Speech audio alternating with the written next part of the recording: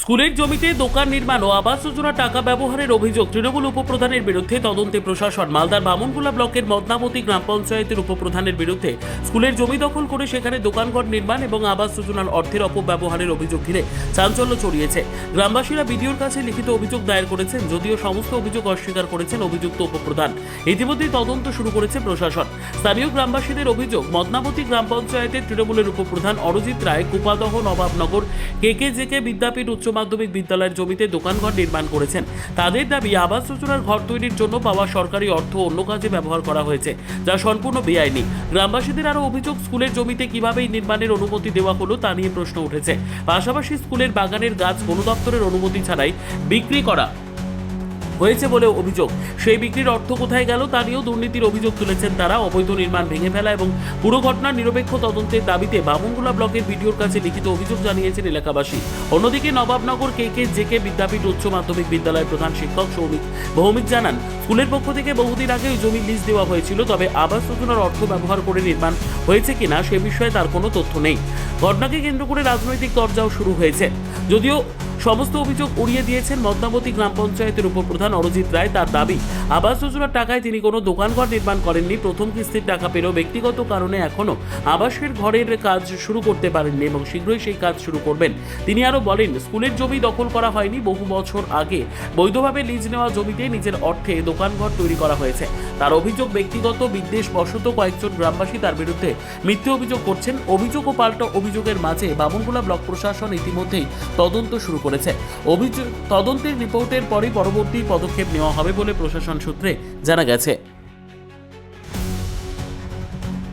এটা সম্পূর্ণ ভিত্তিহীন।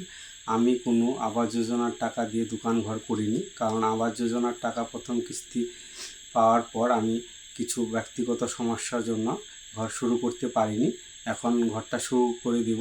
এবার দ্বিতীয় কিস্তির টাকা এখনও পর্যন্ত ঢুকেনি, কারণ দ্বিতীয় কিস্তির টাকা কারোরই ঢুকেনি, আমারও ঢুকেনি। এরা বলছে যে টোটাল টাকা আমি পেয়ে গেছি। এটা সম্পূর্ণ ভিত্তিহীন। আর আমি সরকারি স্কুলের জায়গায় ওইভাবে আমি দোকান করিনি। এটা হচ্ছে 50 বছর ধরে দোকান করে আসছে, বাবা করেছে, জেঠু করেছে, এখন আমি করছি। ওটা স্কুলের কাছ থেকে লিজ নেওয়া। আরও বাজারে যতগুলো দোকান আছে সব একই সিস্টেমে নেওয়া। এবার সবাই যেভাবে নিয়েছে আমরাও সেইভাবেই নিয়েছি, আর আমরা এইভাবেই দোকান করছি। এটা অনেক পুরাতন দোকান, ওরা বলছে সেটা। তাহলে আমার যদি কোনো কিছু হয়, দোকানের ব্যাপারে সমস্যা থাকে, তাহলে বাজারের প্রত্যেকটা দোকানেরই সমস্যা হবে। শুধু এটা হচ্ছে উপপ্রধান ক্ষমতার বলে তিনি অবৈধভাবে স্কুলের সরকারি জায়গায় তিনি বিল্ডিং ওঠায় এবং আবাস যোজনার যে টাকা সেটা তার বাড়িতে না তুলে তাহলে এখানেই উঠেছে। তাহলে আবাস যোজনার টাকাটা গেল কোথায়, বাড়িটা?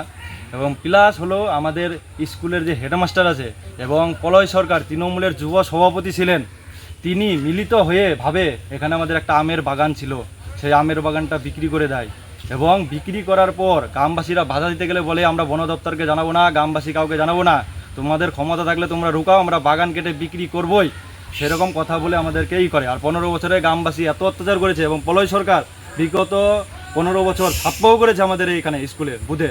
তো এদের অত্যাচারে গ্রামবাসীরা কেউ মুখ খুলতে পারেনি এবং অবৈধে খতিয়ে দেখা হোক এবং অন্যায়কারীদের বুলডোজার চালে বিল্ডিং যেভাবে সারা পশ্চিমবাংলায় ভাঙ্গা হচ্ছে, এখানে ধূলিসাৎ করে দেওয়া হোক অন্যায়ের বিরুদ্ধে। সর্বোত্তম সুযোগ সুবিধে রয়েছে আতিথেয়তায়। সুপরিচিত স্বস্তিলোক উৎসব ভবন, অতিথিদের যে কোনো অনুষ্ঠানের জন্য উপযুক্ত ওয়ান স্টপ ডেস্টিনেশন। আমরা আপনার বিশেষ অনুষ্ঠানটিকে অবিস্মরণীয় করে তুলি। স্বস্তিলোক উৎসব ভবন, শিববাড়ি রোড, গঙ্গারামপুর, দক্ষিণ দিনাজপুর। ব্যুরো রিপোর্ট, উত্তর বাংলা সংবাদ।